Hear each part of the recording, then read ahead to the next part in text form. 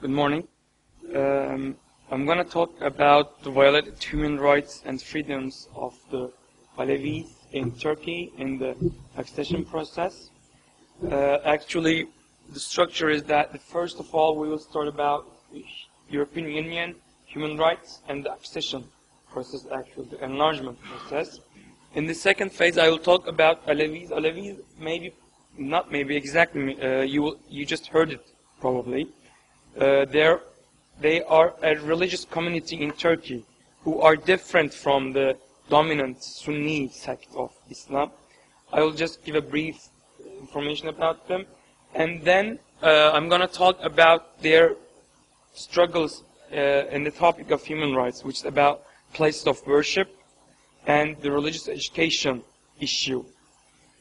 So first of all, when we look to the human rights issue in the EU, we will see that human rights is the fundamental part of European Union, which is also declared in the European Union treaties, which the latest one, not the founding treaties, and also in the European Court of Justice decisions.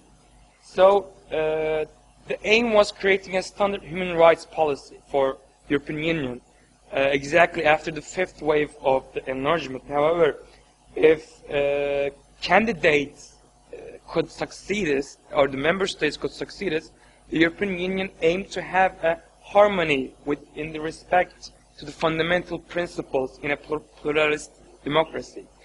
Although the human rights conditionality of EU is still facing what critics, which is that it's vague, and whether the EU in fact have a collective attitude on human rights and policy protection, which is still an ongoing debate on EU and human rights. As we can realize, and we know that the European Union has the Copenhagen criteria, probably all of us has just know it. The aim was to make a transparent condition in the aspect of human rights with this Copenhagen criteria. Well, the criteria was about stability in the institutions, guaranteeing democracy, the rule of law, human rights, respect for and protection of minorities. Well, probably if you have any relations with Turkey, or you know the issue of Turkey debate, our most problematic maybe criteria had been this for years and years, and is still ongoing. As this conditionality reasoning is also in Alston and Weiler's discussions. They think that the Union, and it's the real reality, that the Union will import new set of unresolved minority issues as well as human rights challenges. The enlargement process brings this to the Union itself. So this Copenhagen political criteria was aimed to demolish this and eliminate this problematic human rights issue and facilitate the Europeanization in the candidate countries. So the conditionality proposes to prepare the candidates for membership. On the other hand, prepare the members for the newcomers. So as we see, the European Union's enlargement process is under this conditionality from the perspective of human rights. So when I come to the Turkey issue about conditionality and human rights, the Commission emphasized that Turkey's accession negotiations and membership depend on ensuring the protection of minorities with respect to human rights and freedoms. So the minority question in Turkey had been debatable for probably for 13 or 40 years, maybe goes back to the founding years of the Republic.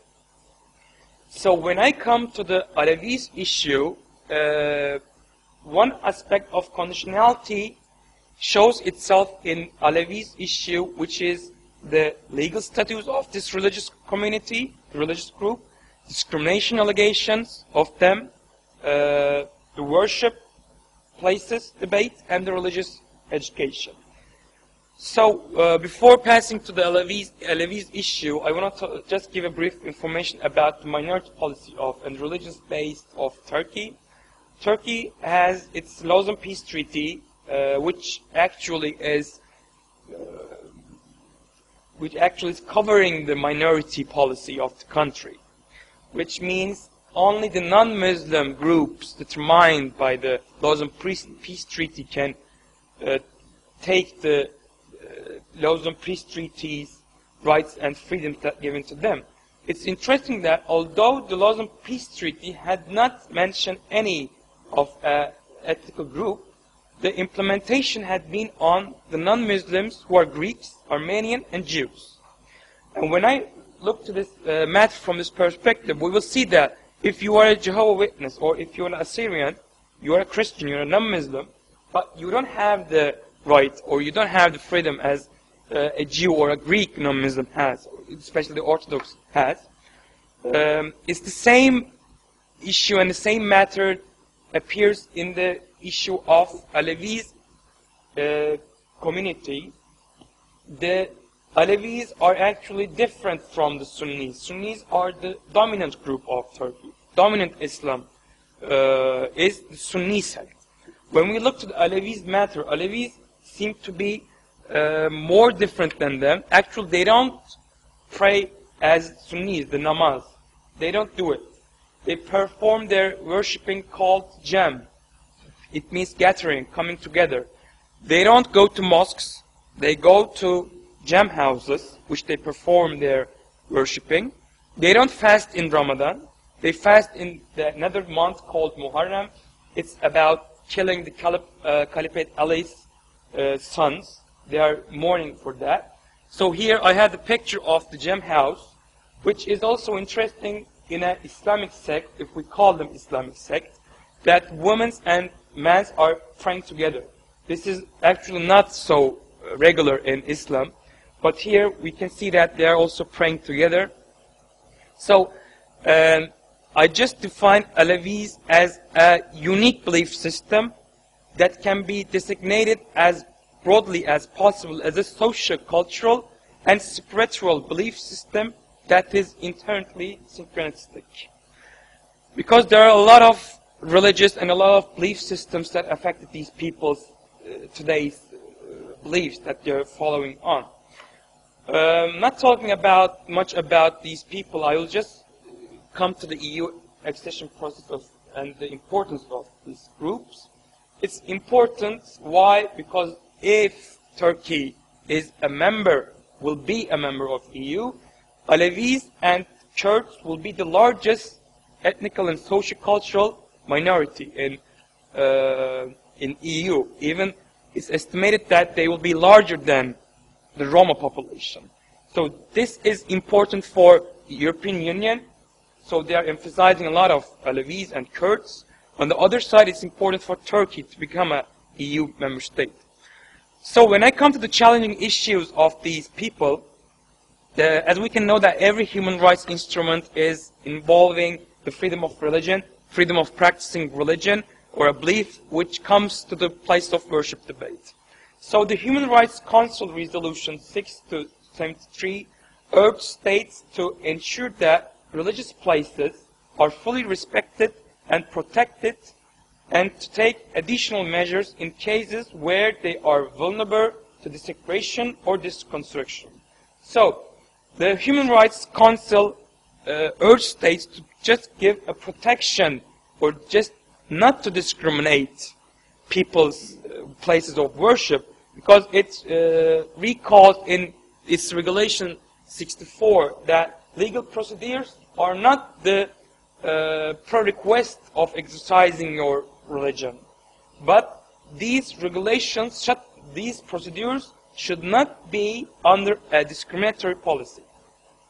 This is important because in my case, this clause will just come up so much.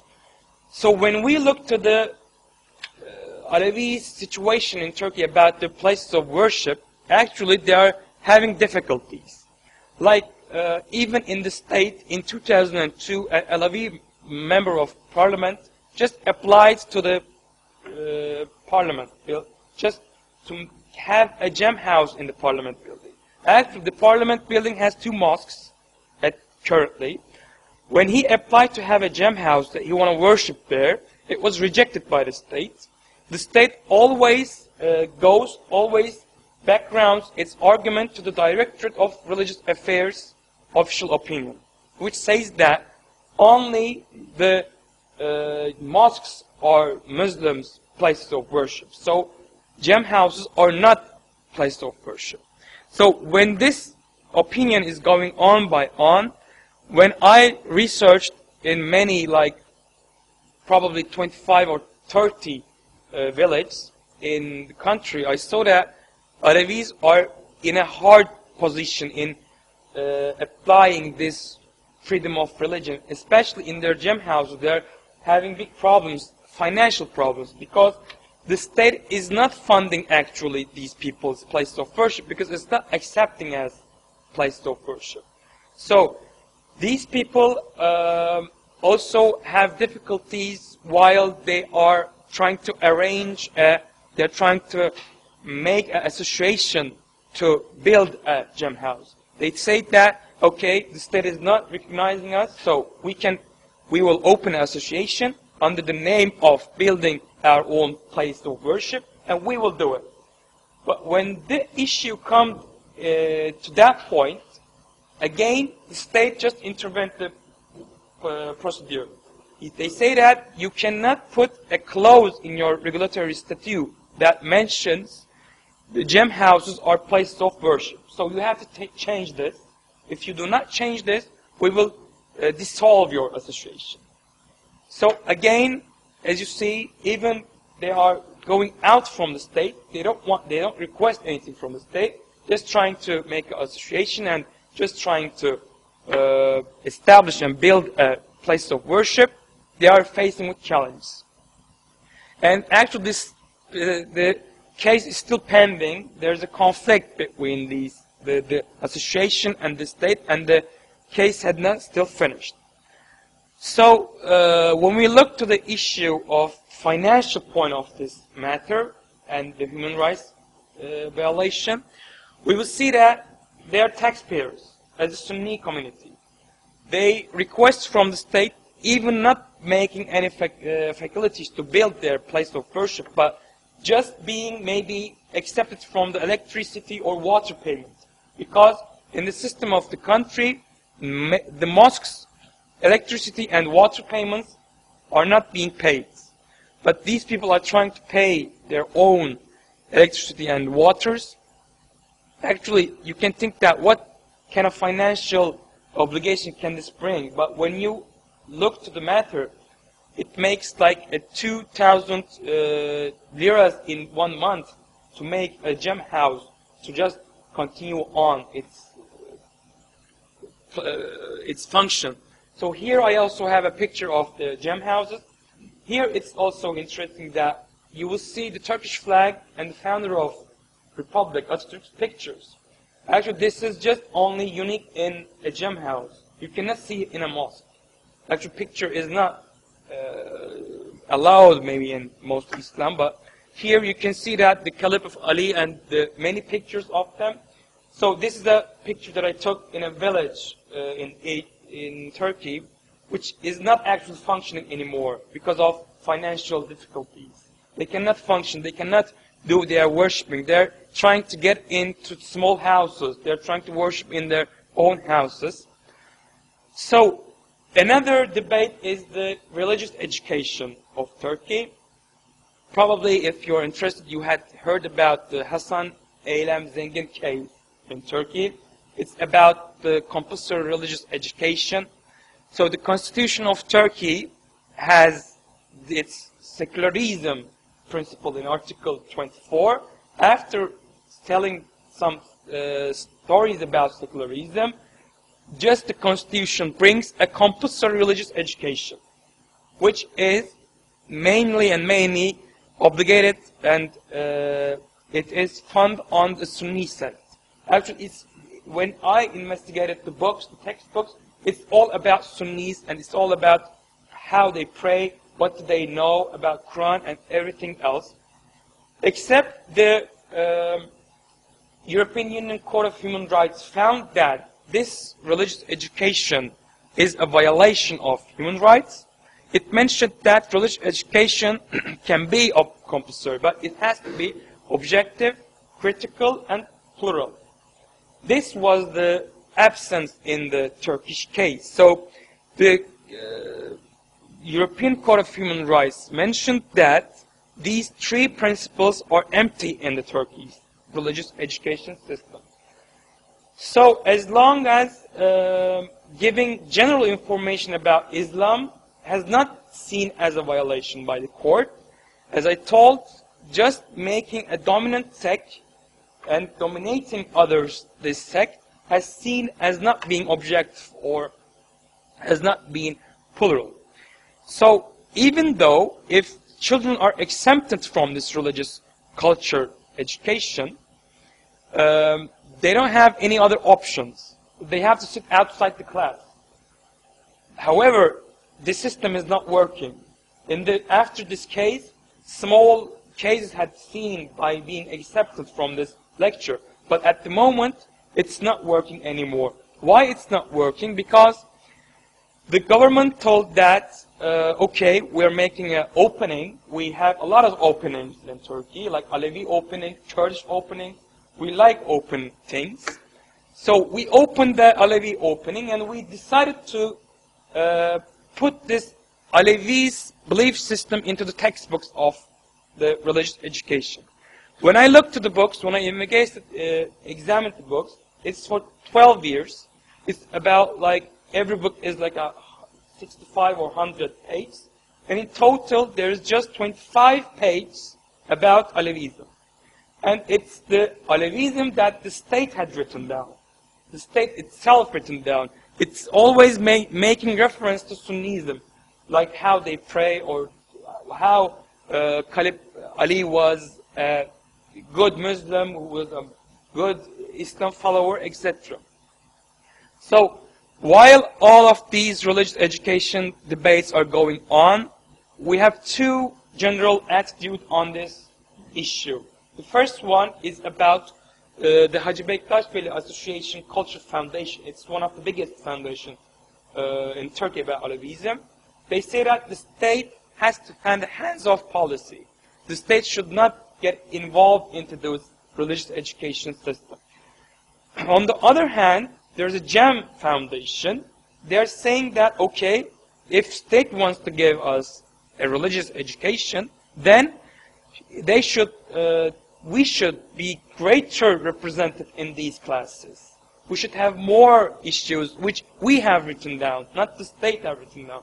Because this matter brings the debate that state is trying to create a new Alevism as they want, a new religious community that would go on as they wish.